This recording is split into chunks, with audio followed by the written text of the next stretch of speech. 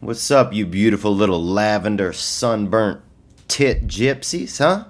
You guys ready for that yum yum off that pump pump, huh?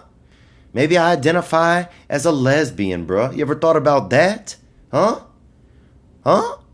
Maybe I got that gender neutral hairdo, bruh.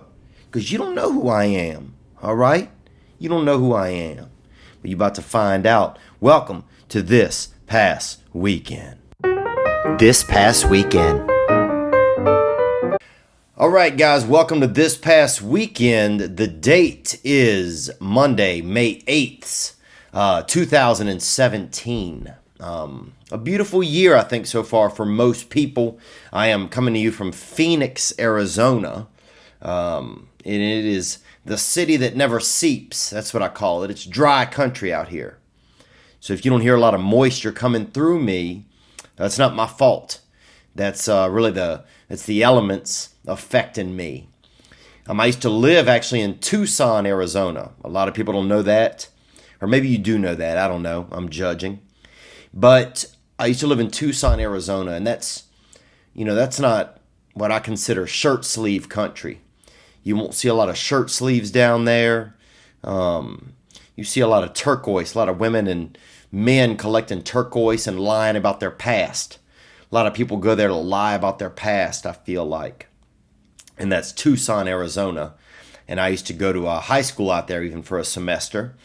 It's a long story, but I moved back in with my mother after I got emancipated, and I moved out there to Tucson, Arizona. And I used to go to a school that was predominantly Latino. And a lot of the children, the niños, they would fight each other in the afternoon in an abandoned car wash across the street from the school, and that was Santa Rita High School. And I would try to learn and be scared. That's mostly what I did when I attended school there. But anyhow, man, I'm out here in the desert. I had a great time this weekend at Stand Up Live. I want to thank everybody who came out. We had a good turnout. But it is dry country out here. You know, your skin will get chapped. You'll see people ducking off in the alleys and, putting lotion on themselves and Vaseline in each other's necks and, almost, I don't want to say licking each other's necks, but you see some, activities that'll create extra moisture. I wouldn't be surprised if you saw a man jerking off onto his hands or, jerking off onto somebody else. Not even for sexual reasons, but more for like grapes of wrathy type of necessity, I remember getting a blowjob out here in the desert one time, getting a little bit of some oral pleasure, and it was like feeding a piece of wood to an old snake, feeding a piece of craftsman's wood or something, piece of dry wood to an old snake. It was, not good blowjobs out here because this country isn't built for it. This country is more for, letting things get bleached by the sun.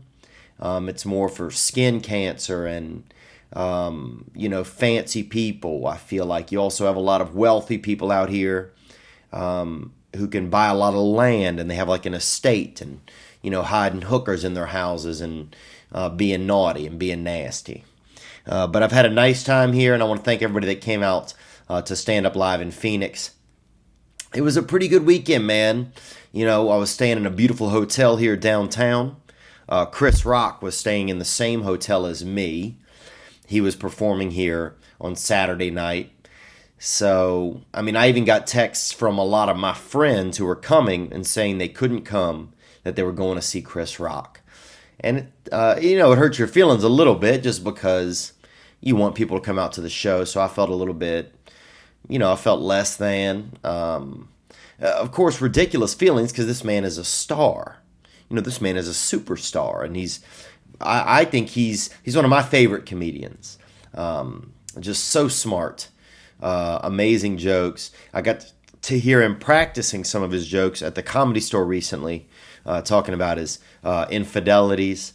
He talking about cheating on his wife and who he cheated with and stuff like that, and being very candid, and I appreciate that. But we still had a lot of fans that came out, a lot of friends that came out, and made me feel pretty good. Outside of that, dude, honestly, I got a little bit depressed, bro. I don't know what happened. I don't know. I think just a lot of traveling week after week, being out running around. I've fallen off my program in the past week. I'm staying sober and stuff, but I haven't been going to as many meetings. I haven't been reaching out to others that I know could probably use a call here and there. I try to keep, about 3 calls on my list every day of things to do, of just checking in with a friend. Checking in with somebody who maybe mentioned a problem or mentioned something that's going on, or somebody who's having, just somebody, a human.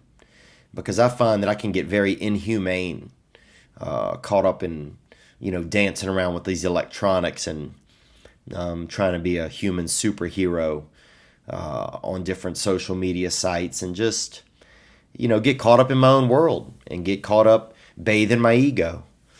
It's amazing how much time we spend bathing our egos. I do anyway. So I don't know. I just fell out, man. And yesterday I was pretty depressed. I laid in bed a lot. I ate a whole thing of Snickers, dude. I ate an entire thing of those little baby Snickers. And there's something, I won't eat a big Snicker. I won't eat a big Snicker. And I don't know if I'm a pussy, or if I'm just being like a candy bitch or some kind of little sugar pussy, but I will only eat the little ones, the baby ones. And I don't know what that means about me. I don't know if I want to be a predator, I don't know if it means that I feel like a damn sugar pedophile, really, because I won't eat the big ones. I won't do it. And I don't know what that means. I think I need to look into that, or probably speak to someone about that, a therapist or someone who's in the culinary world. But I bought a bag of the little baby ones, man, and I ate them all. I wouldn't let the cleaning lady in. I didn't want her to see the wrappers. So that was some of my shame that I'm sharing with you. I got bummed out. I watched specials on YouTube about missing children. I tend to do that sometimes. I don't know why. When I get at my low, at my sober lows, I'm watching specials about missing children on YouTube, and I'm eating baby Snickers, as many as I can eat. So that's kind of, I guess, what went on with me. And I don't know why I felt bad. I couldn't really put my finger on it. I tried to fight it some. When I was feeling low, I went for a workout, and that helped some. I did a little bit of prayer, to speak into like a higher power, trying to get out of myself. I believe in prayer. And it doesn't have to be to God or to Jesus Christ or to, Allah or, Jewish God or to, whatever, black God or, black Santa or whatever people are praying to. It can be whatever. But I believe in taking some of the pressure of the world off myself and asking for help, even if it's to a spirit, to a being, to a higher power, to whoever your God can be. I believe in that. I believe it, man, because the weight of the world is heavy. The weight of the world is heavy. So I got a little bummed out, man. I got caught up. Just, I wanted to sleep. I would sleep and set my alarm for about 20 minutes and hope that whenever I woke up, I would feel better. And that never works. A lot of times you got to really take action, get moving. And I didn't do that. I could have done a better job. So that was just some of my weekend, man. Sometimes you have those days, and I don't know. Sometimes I can't tell when they're coming on, when you just don't feel good, And the bummer is that, I call some of my friends. I called a friend, and you could hear he was spending time with his family and stuff. And I wanted to kind of vent some of my feelings, but I got embarrassed, I guess. I didn't want to ruin his good time by sharing the fact that I wasn't feeling super keen. I I wasn't Superman, and I was Clark Kent. And anyhow, I'm not trying to down you with my feelings, but those are some feelings that I had. We got some good calls that came in over the past 2 weeks. Really, a lot of people talking about the future, and I know we touched on it a little bit last week. We also touched on missing persons. We had a special episode in between. And I'll get into the future a little more. I want to talk about that more next week, a little bit about the future. So if you're thinking about hitting the hotline, we're not moving on yet in the program. I'm just letting you know, if you're thinking about hitting the hotline, that number is 985-664-9503. And I want to know what some of your concerns are, again, about the future. I want to talk about that a little bit more. Because some people, were like, well, the automated car already exists. And I know it already exists. I'm not saying it doesn't. I'm just saying the ability to implement those things successfully into the universe that we already have functioning here, I think is extremely far-fetched. I think it's a lot tougher than we think. I mean, for example, the CVS self-checkout. Dude, I was ready to beat the fuck balls. Dude, I'll beat the damn eyelashes off of some, little guy. Trying to buy a Gatorade. I'm trying to get an orange Gatorade, to boost my spirits. And they got 5 self-checkout things. And this little guy, and it wouldn't let me check out, and then it thinks I'm stealing, and the bag is in the wrong place, and I didn't pay for a bag, and I'd already bought some stuff at the other register, so now I'm at the different register because there's 2 entrances to the store, and I'm trying to get a Gatorade, and this guy's giving me a hard time, and and finally I said, you know what, dude? Fuck it, bruh. I'll drink water. I'll drink damn tap water and try to imagine different flavors while I'm swallowing it, because the self-checkout shit doesn't work well. And people are angry, and then there's some guy and he just swipes his little thing on the damn, and it beeps, and then everything's supposed to be okay. It wasn't okay. So I don't know if we can't get that to work. I don't know how we're going to get some of this other fancy shit that everybody wants. I don't know. I don't mean to be fired up. I'm just queefing in my damn brain. I feel like I don't know, man. It was just a long one. It was a long one. And when I get to feeling depressed, things stack up fast, It could just be a little thing, and then it's suddenly I'm not that good. I'm not a good person, or I don't try hard enough, and then, Chris Rock's across the street, and so then it's like, I'm unsuccessful, and those things start to add up. And then it's like, I'm, working on the road and I'm by myself, and, the next thing you know, I'm doing masturbation. Just masturbating out of shame, really, or out of I don't know. I don't know. Just caught up. And just kind of wallowing like a pig. But my mud is inaction. That's what it is, really. It's my thoughts. Because when I think, things don't go well. When I act, things go well. 100% of the time, man. 100% of the time. When I decided to get up and actually go to the gym, run, anything, go downstairs, get a coffee. Then it creates movement, it creates blood flow, anything's possible then, and things got better. But I got caught up, man. I got caught up in my own circumstances, and I was just jerking off and just eating damn little baby Snickers and watching specials on missing children. And I wasn't doing those things. I wasn't, obviously doing any self-pleasure to any of the missing children. I don't do that kind of stuff. I don't have any interest, or that is not part of my makeup, being a pedophile or having any of that in me. I've babysat overnight. Numerous times.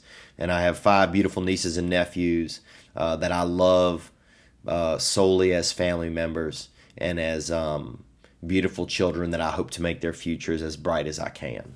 So anyhow, I don't know why I'm saying all that. I don't even know what I'm talking about at this point. But I will say this. It is 1:15 a.m. here in Phoenix time. I believe that's Pacific Standard. Arizona is one of the few states that doesn't change their time. So when you set your clocks forward or backward, Arizona doesn't. They stand their ground. And I respect that. I've always respected that about Arizona. I've always respected that. They got some cool shit here in Arizona, man. If you want to get out and about, they got some cool shit here in Arizona. We also had people commenting and emailing about Stevan, the guest that we had come in last week. I was happy to have Stevan in. When I met him at the DMV, he was in more joyous spirits. You know, it seemed like he had just a built-in pogo stick and that his feelings were alive inside of him. Now, when he showed up the other night for the podcast, he seemed like he may have been under, he may have been coming down off of some uppers or some sidewinders or something. It seemed like he'd been dabbling in some things, some spirit murkers. And it seemed like he was coming in a little murky. And so it was hard. It was tough to conversate. He came in late. I only had so much time in the studio. But we did what we could, and we want him to come back in. Next week, I hope to be back in Conscious Studios next week, or in a studio. Right now I'm in a hotel room at the Palomar Hotel here in downtown Phoenix. Beautiful place. But next week I hope to have a guest too. I got an exciting, hopeful guest, a wigger, an adult wigger. Or wigga, sorry, and I'm not trying to be offensive, but I feel like that's our word. And that's, a man that's aged, but who has dealt with, had that affinity that most white people have, I feel like, the desire to be black, the desire to be African American, and some people really practice it heavily. I was part of that group. I was in a group called NFL when I was young, and Niggas for Life, that was the club, and I was a part of it, and we did that when we were in junior high school. And I used to drive a lot of the brothers, my friends, over to school on my bike. I had a bicycle, and they would all gang up and get on the bike, and I would drive. I was pedalist. I was a conduit, really, to get a lot of young brothers over to the educational center there on Jefferson Avenue in Covington, Louisiana. But I know an adult wigger, one of the oldest ones, that I know, and I'm hoping to have him in studio. Now, that's my hopes. I don't know if that's going to transpire, but I'm very hopeful. So hopefully you guys will tune in next week to that. We got some great calls that came in, man. We got somebody considering shooting up their workplace, somebody discussing the fear of missing out, and another job issue. Somebody else talking job issues. So we're going to talk about jobs.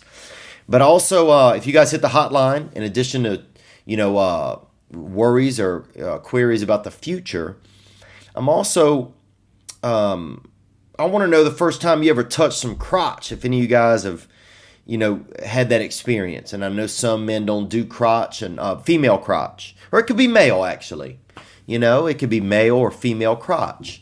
So I want to know that first time you ever did that. I don't need you to get extremely graphic. I don't want that. But I do want to know your feelings, some of the feelings you had. What did your friends think? What were some of those? What went on there? Because that's a really interesting time for a young man, or a young man when that occurs. And it can even be a woman. If they got a women out there that want to call in, some beautiful ladies that want to call in and just let us know kind of maybe about some of that experience. Just because it's, that's a unique time in somebody's life when they first really get that external crotch experience, when they're not, just doing self-pleasure or just kind of digitaling their own crotch, their own bits. So hopefully I want to hear a little bit about that too, if some people are willing to share. You can share your experience. I just don't need you to be graphic. We're not trying to be perverts. We're not trying to be nasty. But I do want to share, and I do want to know, and I'll share some of my experiences, because those are important times and unique times in our sexuality. So I want to discuss that. I'm going to drop a few dates on you really quick. I also want to tell you, if you want to support the podcast, you can just be supportive. Go to theovon.com/store, STORE. You can cop one of the t-shirts. We got some neat shirts on there. I think I'm going to maybe get one that says Keep Calm and Theo Von. Somebody recommended that idea. It's kind of a played out idea, but it's something that I'm considering. Just to keep the podcast in business, you can support the album 30-Pound Bag of Hamster Bones. It's available on iTunes right now. And then just you can subscribe. Only about half of our viewers are actually subscribed. So if you just want to hit the subscribe button and just continue to be a part of what we're trying to do here, which I don't always know what it is, but I do appreciate you guys being here and listening to me and calling in, because this gives me an opportunity sometimes to get in touch with who I am and to look back at my week or weekend and find some of the joys and find some of the pitfalls. So thank you very much for that. I'll be in Tampa Bay at the Side Splitters Comedy Club. That's May 25th through 28th. Okay, May 20th. We got a show down in Orange County. That's at the Hardcore Fitness Studio. And that's in Lake Forest, California. And those tickets will go on sale online on my website tomorrow, on Monday or Tuesday. And that's May 20th, the Hardcore Fitness Studio. It's a new show that goes on down there, and I heard it's really great. So I'm excited to go down there and do that in Lake Forest, California. Again, I'll be in Tampa, Florida, and that is June 25th. No, that is May 25th through 28th. I'll be in Pittsburgh, Pennsylvania, June 1st through 4th. I'll be at the Calusa Casino, and that is June 9th. It's somewhere in California. June 23rd and 24th, I'll be at Gotham in New York City. New York City, New York. They call it the same thing, just to piss you off, really. But that's New York City, New York, same place, and that's in the city. And then Wyoming, Illinois, we're doing a special fundraiser show. If you're wondering where is that, it's a small town, 1,500 people, beautiful little town. My mother was raised there, and she had her dad had a lot of issues over there, and she was a single child. But a beautiful little town. We're raising money there to save a theater that's there in town. It's near Peoria. It's near Kewanee. It's about maybe an hour from the Quad Cities of Iowa. So you could come down, about 2 hours from Chicago. You could come down to Wyoming, Illinois, find you a bed and breakfast or hotel, and we're going to make it a fun night that night. 2 shows, 7 and 9 p.m. Those tickets are all available through theovon.com/store. All right, guys, let's jump into a couple calls here, because I know people have them, and I want to hear them. And let's get into them, man. And I'm sorry about telling you guys I was a little depressed. Had to open up this Diet Coke here because I got to catch a ride to the airport in about 4 hours. But sometimes I just, I don't know, man. I just want to be a happy adult, and sometimes I get scared that I'm not going to be. Sometimes I just really get scared that I'm not going to be.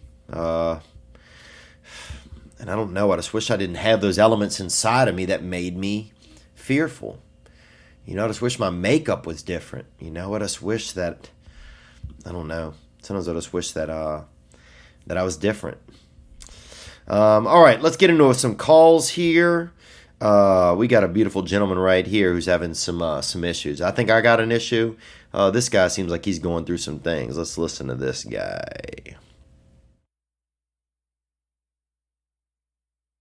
Theo, this is Kyle. I'm from Tacoma, Washington. Kyle in Tacoma, Washington. Thank you for calling, dude. Tacoma, very interesting city if you haven't been there. It's about 40 minutes from Seattle. It's very granola, but at the same time, a lot of cowboys there. So you can, have a mouthful of granola and raspberries, and then you can have a man or hardy lesbian come and really kick the shit out of you at the same time while you're trying to eat those things. I remember one time I got a rental car up near Tacoma. It's a true story. And it got dented. A lesbian kicked it at the bar we were at. She said it was her car. I said, no, it isn't. I got into the car. She still said it was hers. And so then she kicked it. I don't know if she realized it wasn't hers and just wanted to kick it, or she didn't like it. Maybe she hated vehicles. Maybe she, maybe, I don't know what could transpire with her. But we didn't have the money. We didn't get the insurance on the car, So to save money, I was over there doing comedy. Dude, we caught a pigeon, right? And tried to get this bird to shit. Try to hold it over the dents to get it to shit on the car so that they wouldn't see the dents when we turned the car in. And I don't know if you've tried to get a pigeon to shit, when you need it to, but it's very sporadic, and it's more of a, it's more, it's a little more, feels more like a scientific than you think. You think it's going to be easy. You're going to hold the pigeon, it's going to shit, cover the dents. You're going to, not have to deal with insurance issues when you turn in the rental car. But the pigeons, there's a lot of, I guess, nerves inside of them. They get nervous. There's not as much feces as you'd expect out of a pigeon, and it was a bigger issue than we had thought it was going to be. But anyhow, let's get back into Kyle from Tacoma, Washington. What's going on, Kyle? I absolutely hate my job on a cellular level. I mean, it takes every bit of my being not to come into work with an AK-47 and kill everyone in there, or wake up in the morning and blow my fucking brains out across the wall. All right. So Kyle having a tough time out there in Tacoma. Man, I'm going to stop right now. I'm just going to say, look, man, I appreciate you calling, Kyle. To shoot up work or to shoot yourself. I mean, oh, God, dude. I feel you. Dude. I used to work at a snow cone stand, and this guy would talk and repeat himself, and I almost wanted to kill him one time. And then and then I realized I can't do that, But I feel you. Thank you for calling. Let's continue forth. Every single morning, I work for the government. I hate the people I work for. I have like 3 people in the whole building I work in I think are good people. The rest of them, I'd be happy if I woke up and I found out they were all dead. Honestly, Theo, what I want to know is I can't leave this organization for another year and a half. Okay, so he's got to stay there for a while, and he's got these desires to kill and possibly to kill himself on a, at least on a level where he's voicing it. So, a lot of this could be hypothetical. It's a government job. I think that kind of stuff happens there. There was a rampant, string of people shooting up post offices a while, 15 years ago, and that was pretty hot. But let's continue. Please, I don't care what it is. Please, man, I need some sort of advice on how to get through this. Because it's hard for me not to turn to drugs and alcohol every day. Wow. I'm wondering, is it just work that's making you mad? What extracurricular activities do you have going on? Sometimes you can get mad at something and you get addicted to that anger. Excuse me. I have a Diet Coke here, and most of it's made out of burps and caramel flavoring. That's all it is in the can, is wet burps and caramel flavoring that you pour in the end, and some good bit of it comes back out. But Kyle, if you have that much anger, it seems like you start to manifest the anger more because you dwell on it. It's kind of like when I can't think of an analogy right now, man. My brain's a little tired. But if you get addicted to that feeling each day and to hating everybody, then you're going to stay there. You're going to stay there, dude. And something that works for me, man? I got some people that I work with that I fucking can't stand, bro. Can't stand them. And it used to drive me nuts. And you know what I do? Dude? I pray for those people. And it's crazy because my father used to tell me, one of the only things he told me was to pray for your enemies. And I thought he was crazy. But I guarantee you this, dude. You pray for your enemies, whoever they are, the people you hate the most, the boss, whoever it is. Pray for them for 2 weeks straight, and you will be relieved of wherever you hate them, man. I think I've done this practice, and I believe it. Because you got to find a way to transpose that, because you have to be there for a year and a half. I mean, your only other option is to shoot the place up. I mean, first of all, that's already been done. Honestly, shooting up a school, shooting up a government building, kind of hack, bro. You know? I mean, it's not a safe idea, you know? And I've been that angry, dude. I've been that angry. I'll tell you, poor choice I made when I was in junior high school there at William Pitcher Junior High School, also off of Jefferson Avenue. And we had a science lab, and I got angry in there because everybody was cutting up some type of ducks or something. Some damn science thing we had to do where you're cutting up a duck and looking at its insides. And they gave me this fucking duck that was smaller than everybody else's duck. And I got pissed, dude.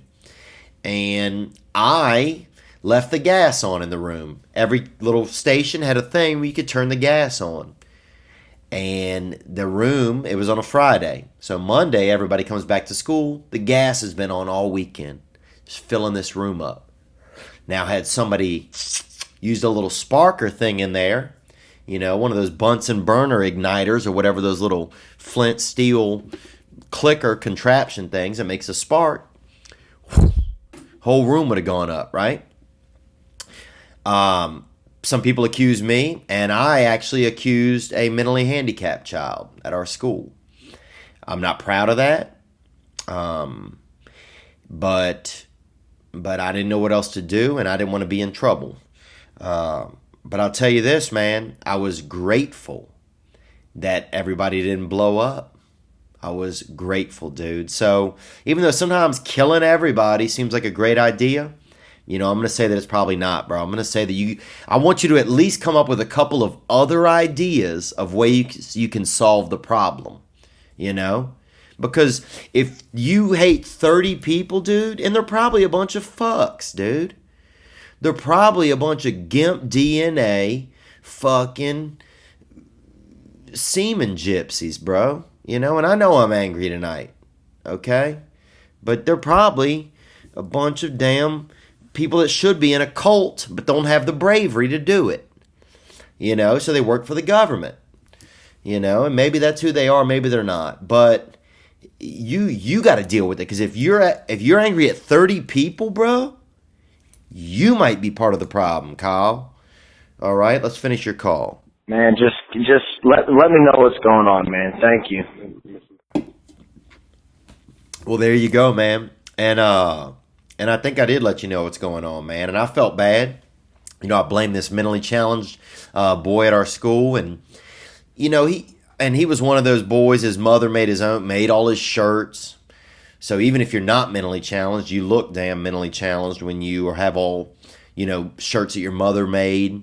All of his shirts had all these religious quotes sewn into them and stuff. And I mean, it was bizarre. But I felt happy that he didn't go to jail. He didn't do any time. He had some, definitely they, you know, try to proceed with some pressing charges. But you know, that's neither here nor there. He's doing probably as well as he could do in life, and he's doing fine. From what I've heard, I've seen pictures on Facebook. He's doing well. Owns a couple of dogs I see now, a couple labs or retrievers. But you know, looking back, I'm glad I didn't blow the place up, man. So I think you just got to keep thinking, keep your mind open, keep your heart open, and find better ways to deal with it, man. I don't have a ton of suggestions because I've never worked for the government. But I have wanted to blow up a room full of my peers and others because I got a small dead duck than everybody else. And that right there shows you that I was the problem. You know? These people didn't know that their dead ducks were dissecting were going to be bigger. Nobody was part of that shit. This was this shit universe that I created in my head where my ego was hurt because I'm cutting on a dead duck, a mallard or whatever it was, shit mallard. And other people are doing regular-sized dead animals. And I felt less than.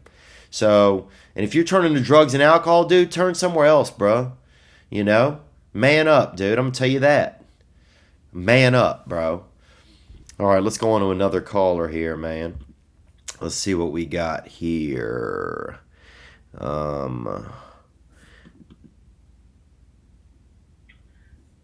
Theo, man. I really appreciate you doing these podcasts, man. I love it. You're really opening yourself to everybody, and I appreciate it.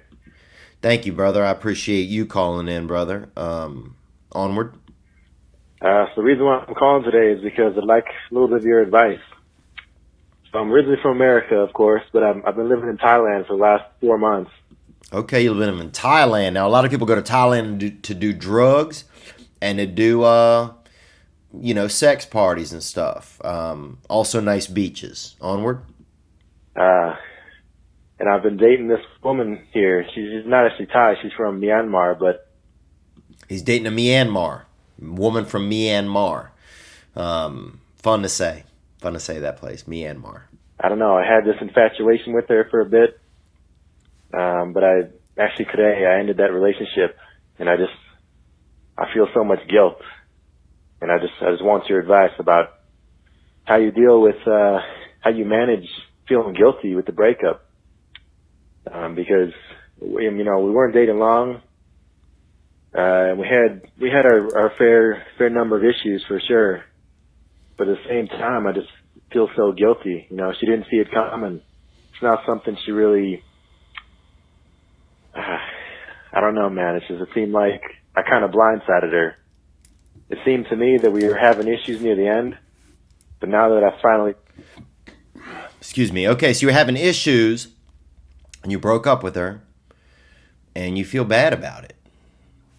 Okay, make sure I'm getting it all. It's almost the end of the call. Let's keep going. Finally did it. Now that I finally ended it, I just feel so much guilt. I feel so bad for her. So I don't know if you put this on here. I've been kind of rambling a bit, but... Okay, man, I'm going to stop you right there. It sounds like you're closing up.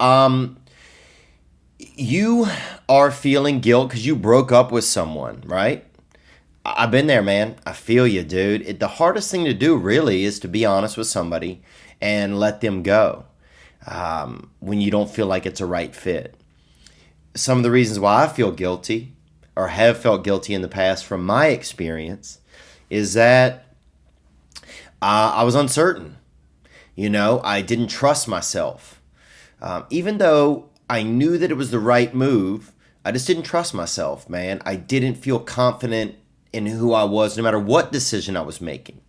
So to make a big choice, like to let somebody go that I had cared about at one time, at least decently, it sounds like you cared about this woman. It was very jarring afterwards. It's like you have like returner's remorse a little bit.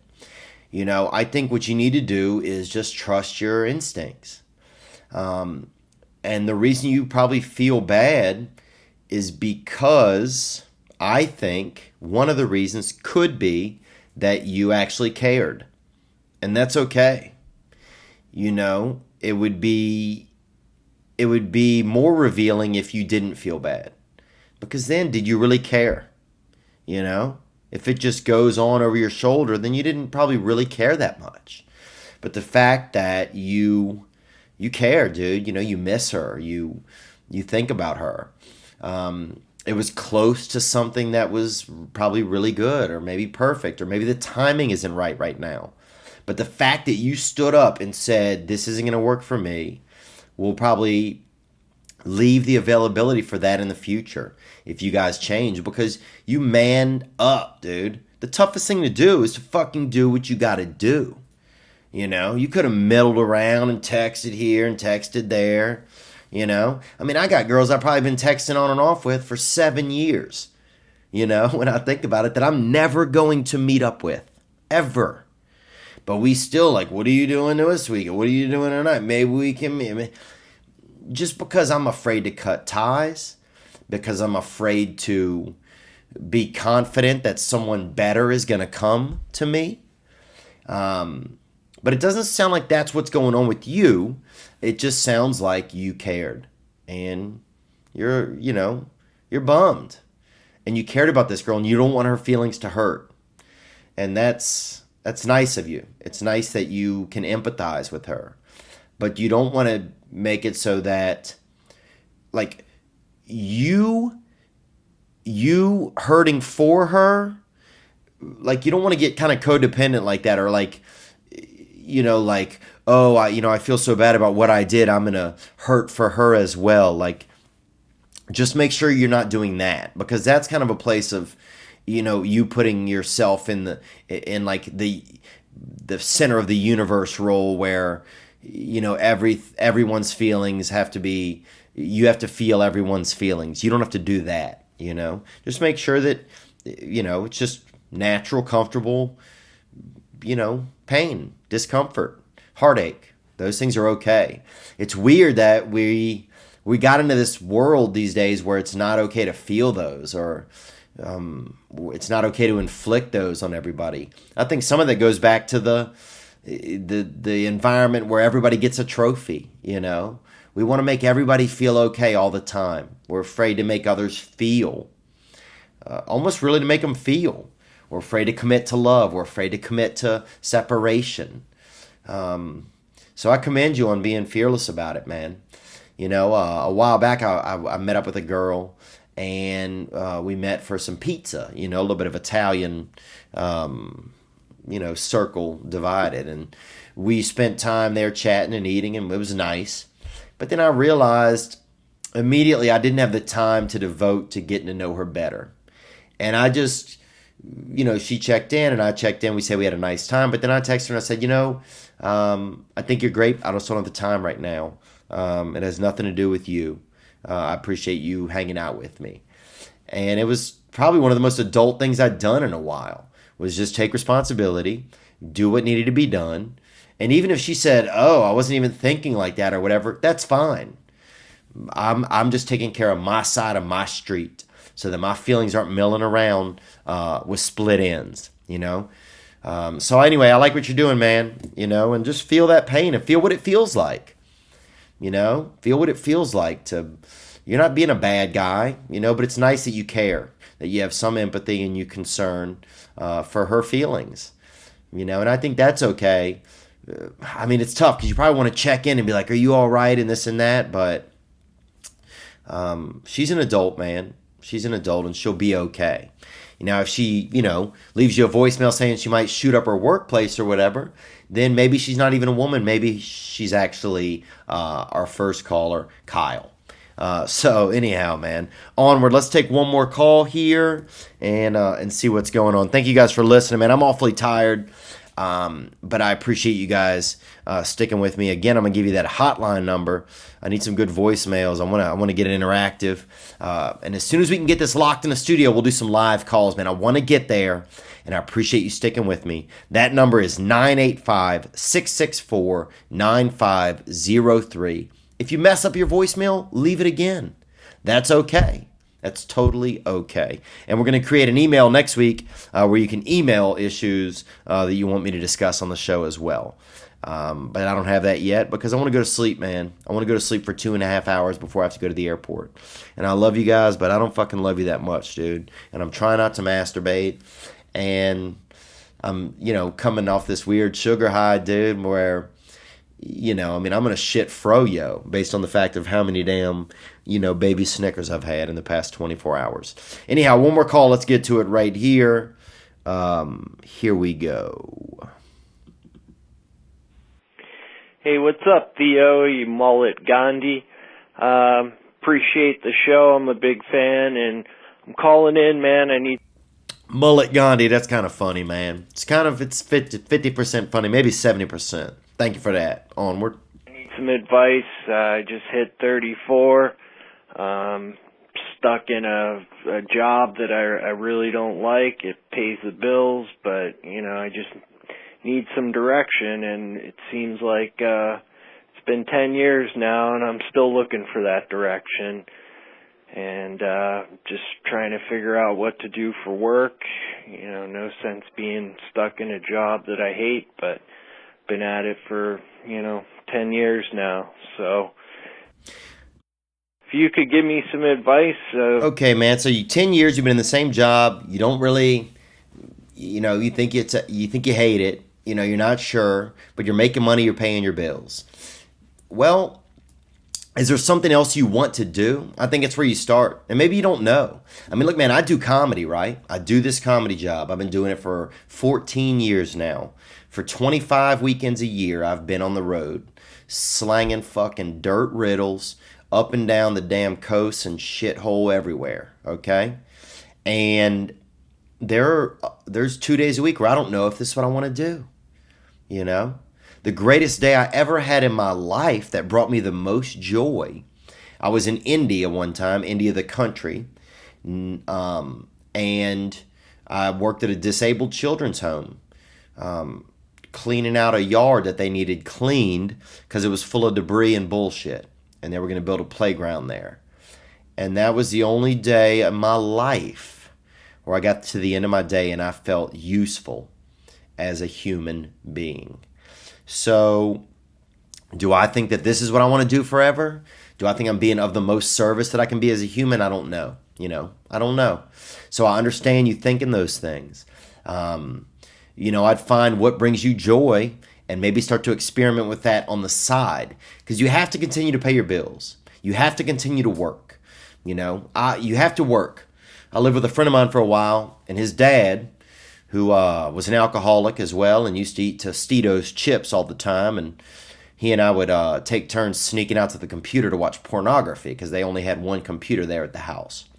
But his dad said, you got to work. That's what he told me. He said, you got to work. So you have to be working. You got to be contributing. You got to be keeping your flow going. So I'd keep the job until you have another idea. So I'd experiment with some things on the side. And if you find that you don't have something else that pops into your head, then maybe that work isn't the place where you need to find your joy. Sometimes your joy can come from somewhere else. We've attached our joy, I feel like these days, to our work. Your joy could come from anything. It could come from being a great parent. It could come from being a great son. Maybe you want to be a better nephew. Maybe you want to be a craftsman. Maybe you want to sing. I mean, you can find another place to find your joy. Then your work will just be this secondary thing that you do. And your true joy in life can still come from somewhere else. Your success in your life can be being a father. It can be being a son. Those are great jobs, man. Those are jobs we need in this world. People aren't doing those jobs anymore. Those are jobs that we need people to take seriously. The most joy that I feel these days is when I'm around my family.